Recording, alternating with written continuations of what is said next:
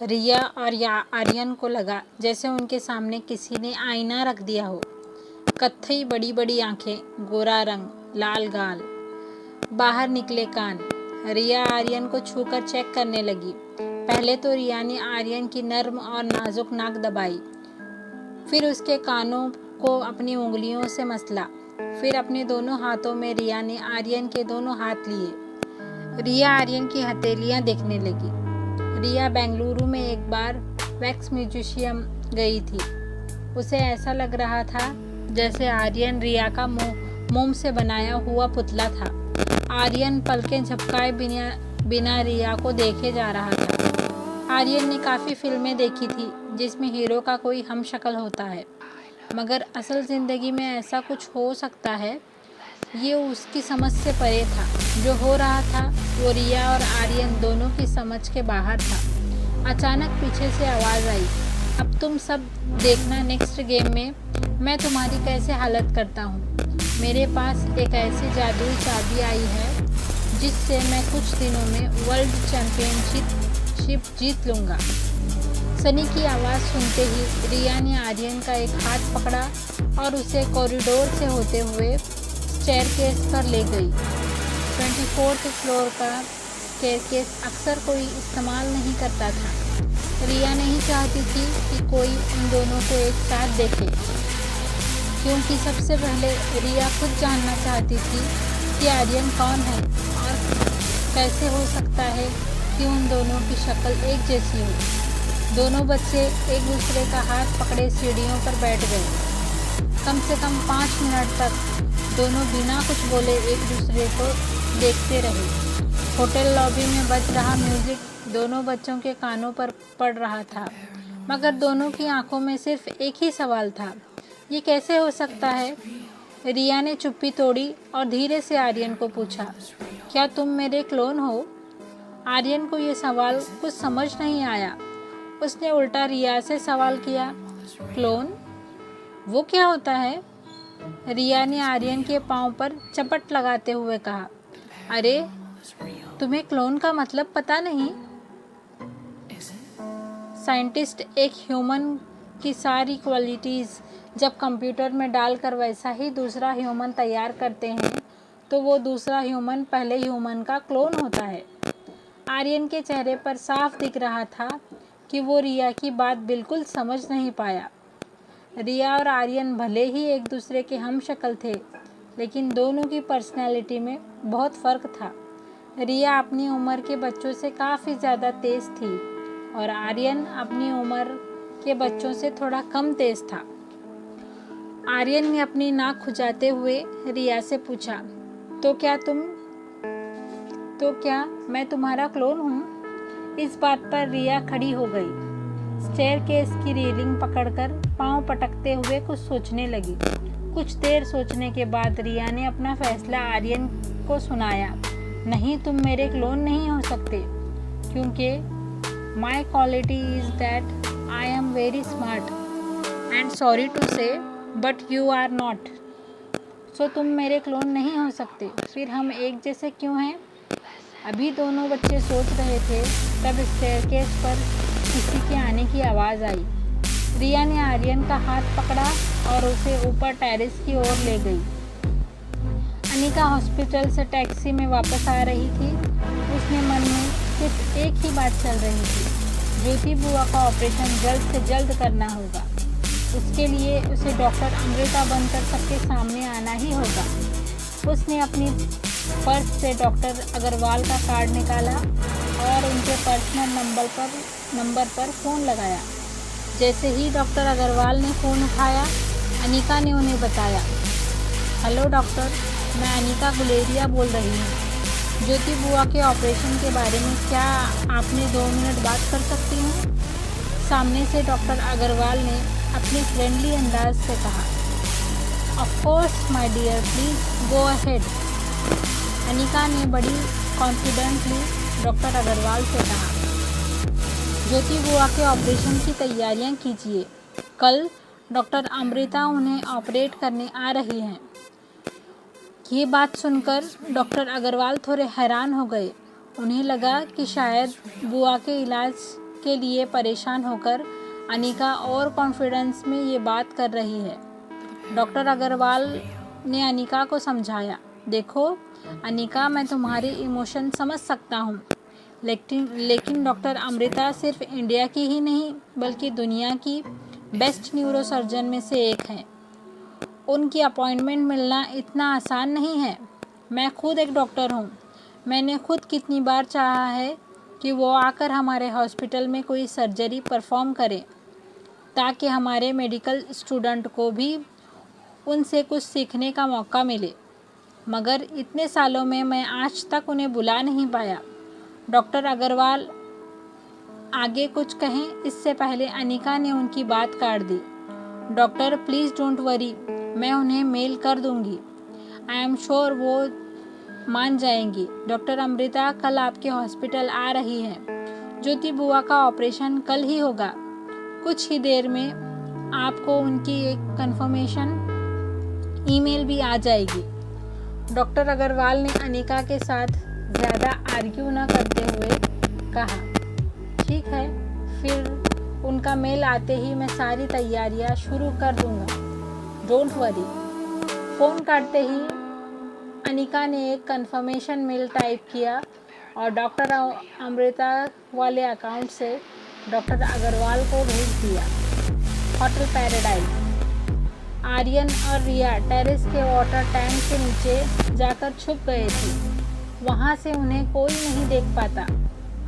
अभी टैंक के नीचे दोनों बैठे ही थे कि आर्यन ने रिया से पूछा, हम दोनों इस तरह छुप क्यों रहे हैं? इस सवाल पर रिया ने अपना हाथ अपने सर पर मार कर कहा, स्टूपिड बॉय, गॉड ने हमें सुपर पावर दी है। हम ये किसी को बता देंगे तो पावर तो ख़त्म हो जाएगी ना। आर्यन रिया की बात पर हैरान होकर बोला, हमारे पास क्या सुपर पावर है? रिया ने आर्यन को घुटनों पर बैठने का इशारा किया और उसे समझाने लगी, देखो, अगर हम किसी को ये न बताएं कि हम दो हैं तो सोचो हम क्या नहीं कर सकते। हम एक साथ दो जगह पर प्रेजेंट हो सकते हैं। जैसे कोई जादूगर एक कबोर्ड में जाएगा तो दूसरा केस में से निकलेगा। एग्ज़ाम में लिखूंगी, मार्क्स तुम्हें मिलेंगे। आर्यन को रिया की बातें किसी फेरी टेल जैसी लग रही थी। उसने रिया से पूछा, क्या ये सब सचमुच हो सकता है? रिया ने आर्यन की पीठ थपथपाकर कहा, ये सब सचमुच हो सकता है अगर तुम वो करो जो मैं कहूँगी। तो बोलो, क्या तुम मेरा साथ दोगे? आर्यन रिया की बातों से इतना इम्प्रेस हो गया था कि उसने तुरंत रिया के हाथ में अपना हाथ दे दिया। रिया ने दूसरे हाथ से आर्यन को हाई फाई देकर कहा, we are a team now. ये बात सुनकर आर्यन के चेहरे की स्माइल थोड़ी कम हो गई।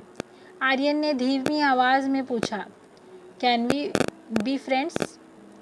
रिया ने मुस्कुराकर आर्यन से कहा, of course we are friends. तभी रिया को इस बात का एहसास हुआ कि वो अपने नए दोस्त से काफ़ी वक्त से बातें कर रही थी, मगर उसे उसका नाम तक नहीं पता था। रिया ने अपना हाथ आगे बढ़ाते हुए आर्यन से कहा, हाय, आई एम रिया, तुम्हारा नाम क्या है? आर्यन ने हैंडशेक करते हुए कहा, आई एम आर्यन मारवा। रिया को अचानक कुछ याद आया। उसने आर्यन से पूछा, क्या तुम वही हो जिससे उस दिन मेरी इंटरकॉम पर बात हुई थी? आर्यन ने कहा, हाँ। रिया ने नाराज़ होकर आर्यन से पूछा, फिर तुम पिज़्ज़ा खाने क्यों नहीं आए? आर्यन ने कहा, मैं आ रहा था, मगर रास्ते में पहली बार मुझे मॉम मिली तो मैं उनके साथ पिज़्ज़ा खाने चला गया। ये बात सुनकर रिया स्प्रिंग की तरह उछल पड़ी। उसने खड़े होने की कोशिश की, मगर वाटर टैंक सर पर लगी और वो फिर से बैठकर बोली, क्या बात कर रहे हो? उस दिन मैं भी अपने डैड से पहली बार मिली। जैसे ही रिया ने ये कहा, दोनों बच्चे सारी बात समझ गए। रिया अपनी उंगलियां सिर पर थपथपाने लगी, फिर किसी बड़े जासूस की तरह बोली, इसका मतलब उस दिन तुम्हारे पापा मुझे आर्यन समझ रहे थे और मेरी मम्मी तुम्हें रिया समझ रही थी। दोनों बच्चे मुंह पर हाथ रखकर हंसने लगे। हंसते हंसते आर्यन ने कहा, इसका मतलब डैड सही कहते थे, मेरी कोई मॉम नहीं है। आर्यन के मुंह से ये बात निकलते ही दोनों बच्चे शांत हो गए। आर्यन ने अपना चेहरा अपने घुटनों पर रख कर रिया से रिक्वेस्ट की, क्या मैं आज रात रिया बनकर तुम्हारी मॉम के साथ रुक सकता हूँ? I miss my mom. कुछ ऐसी ही सिचुएशन रिया की भी थी। रिया अपने डैड को मिस करती थी। आर्यन का आइडिया रिया को बहुत पसंद आया। आर्यन और रिया घुटनों पर रेंगते हुए वाटर टैंक से बाहर आए।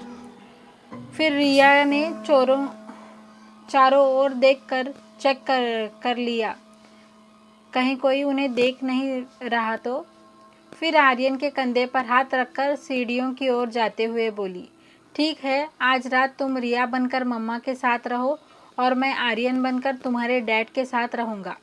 लेकिन ध्यान रहे, उन्हें इस बात का पता नहीं चलना चाहिए, वरना हमारे सारे पावर्स चले जाएंगे। दोनों बड़े ही ध्यान से बिना आवाज़ किए सीढ़ियाँ उतरकर फिर से अपने स्वीट की ओर बढ़ने लगे। Life care hospital, room number 32 के सामने प्रीति बेंच पर बैठी थी। उसकी आंखों से आंसू तो बह रहे थे, मगर उसकी सिसकियाँ खत्म हो चुकी थी। प्रीति को यकीन नहीं हो रहा था। जब उसकी माँ जिंदगी और मौत के बीच लड़ रही थी, तब अनिका उनका साथ छोड़कर जा चुकी थी। कामिनी ने प्रीति के कंधे पर हाथ रखा। वो उसके पास आकर बैठ गई। कामिनी अचानक बड़े ही मैच्योर अंदाज से प्रीति को समझाने लगी, हमें तो पहले ही पता था कि अनिका किसी की सगी नहीं है। तुम्हारी आंखें आज खुली। मैंने और मेरी माँ ने कितना सहा है ये हम ही जानते हैं। तुम और ज्योति बुआ इस पर आंख बंद करके विश्वास कर लेते, पर इसकी असलियत क्या थी ये सिर्फ हम ही जानते थे। मगर तुम लोग मेरी माँ को सौतेली समझकर कोसते रहे। प्रीति ने बिना कुछ कहे रोती हुई आंखों से कामिनी को देखा। कामिनी ने अपने हाथों से प्रीति के आंसू पोंछे और कहने लगी, देखो, उस अनिका को भूल जाओ, हम हैं ना यहाँ, तुम्हारी मम्मी को कुछ नहीं होने देंगे। मैंने खुद डॉक्टर अमृता को मेल किया है बुआ के ऑपरेशन के लिए, तुम फिक्र मत करो। प्रीति को अब भी विश्वास नहीं हो रहा था कि अनिका ऐसा कर सकती थी। तभी हॉस्पिटल पैसेज में डॉक्टर अग्रवाल के जूतों की तेज आवाज़ आने लगी। प्रीति ने देखा तो डॉक्टर अग्रवाल के चेहरे पर मुस्कान थी। वो प्रीति के पास आए। जैसे ही प्रीति बेंच पर से खड़ी हुई, डॉक्टर ने उसके कंधों को पकड़कर कहा, प्रीति, तुम्हारे लिए एक गुड न्यूज़ है। डॉक्टर अमृता तुम्हारी मम्मी का ऑपरेशन करने के लिए मान गई हैं। वो कल मिसेस शर्मा का ऑपरेशन करेंगी। उनका कंफर्मेशन मेल भी आ गया है। प्रीति ये सुनकर बेहद खुश हो गई। उसकी आंखों से आंसू चेहरे की मुस्कान में बदल गए। कामिनी और मनीषा एक दूसरे को देखने लगे। उन्हें यकीन नहीं हो रहा था कि आखिर डॉक्टर अमृता ज्योति बुआ का ऑपरेशन करने के लिए मान कैसे गई। मौका देखते ही कामिनी ने कहा, थैंक गॉड, मेरे इतने मेल्स का फाइनली उन्होंने पॉजिटिव रिस्पांस दिया। कामिनी की बात सुनकर डॉक्टर अग्रवाल कंफ्यूज्ड हो गए। उन्होंने कामिनी से पूछा, मगर अभी अभी अनिका ने मुझे कॉल किया था कि। कामिनी ने डॉक्टर अग्रवाल की बात को बीच में ही रोकते हुए कहा, सर, आप भी किसकी बातों पर यकीन कर रहे हो? अरे वो कैसे डॉक्टर अमृता तक पहुंच सकती है? उसके पास तो बुआ के रिपोर्ट्स तक नहीं है और ना ही बुआ के ऑपरेशन में उसे कोई इंटरेस्ट है। आप पूछ लीजिए प्रीति से। बुआ के ऑपरेशन के लिए उसे एक छोटा सा काम दिया था, वो भी उसने नहीं किया। डॉक्टर अग्रवाल इस बात पर हैरान हो गए। जाने से पहले उन्होंने प्रीति के सर पर हाथ रखकर कहा, चलो अब आंसू पोंछ लो। इंडिया की बेस्ट न्यूरो सर्जन कल तुम्हारी माँ का ऑपरेशन करने वाली है। Your mother needs your prayer not tears. इतना कहकर डॉक्टर अग्रवाल वापस जाने ही लगे थे, तब कामिनी ने उनका रास्ता रोककर उनसे कहा, sir if you don't mind, कल क्या मैं डॉक्टर अमृता को इस ऑपरेशन में असिस्ट कर सकती हूँ? डॉक्टर अग्रवाल ने थोड़ा सोचने के बाद जवाब दिया, well sure, I will put your name on the list. उन्हें जूनियर डॉक्टर की एक टीम की ज़रूरत होगी, मैं तुम्हारा भी नाम उसमें ऐड कर दूंगा। कामिनी ये सुनकर बेहद ही खुश हो गई। वो भूल गई कि वो हॉस्पिटल में खड़ी थी। वो ज़ोर ज़ोर से सबको बोलने लगी, सुना तुमने, कल मैं डॉक्टर अमृता को असिस्ट करने वाली हूँ। प्रीति सुना तुमने? मॉम क्या आपने सुना? I am doing to assist the best neurosurgeon in India doctor Amrita. Hotel paradise. Riya और आर्यन ने अपने कपड़े आपस में बदल लिए। रिया आर्यन को फाइनल टिप्स देने लगी, देखो चाहे कुछ भी हो जाए, मम्मा को पता नहीं चलना चाहिए कि तुम रिया नहीं हो। कोई कन्फ्यूजन हो तो टैबलेट पर गेम खेलने लगना और मम्मा से कह देना मेरी इम्पोर्टेंट गेम चल रही है, बाद में बात करेंगे। और अगर कोई भी गड़बड़ हो तो मुझे फ़ोन कर लेना। इस बात पर आर्यन थोड़ा घबरा गया।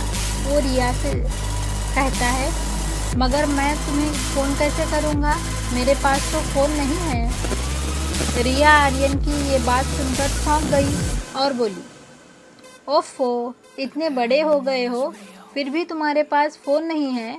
एनीवेज तुम मेरा फ़ोन रखो, आई विल मैनेज। रिया आर्यन के कंधे पर हाथ में अपना फ़ोन दिया। फिर 24th फ्लोर की लॉबी का दरवाज़ा खोलकर वो चेक करने लगी, कहीं कोई लॉबी में खड़ा तो नहीं है। मगर जैसे ही उसने दरवाज़ा खोला, उसने देखा सनी ठीक उसके सामने खड़ा था। सनी के दोनों हाथ अपनी कमर पर थे। उसने रिया की आंखों में आंखें डालकर कहा, समझ गया, मैं सब समझ गया। एक लड़की को देखा तो ऐसा लगा, अनिका की एक अनोखी कहानी। इस कहानी के सारे एपिसोड्स को देखने के लिए मेरे चैनल को सब्सक्राइब करें और डेली एपिसोड को एंजॉय करें। Thank you.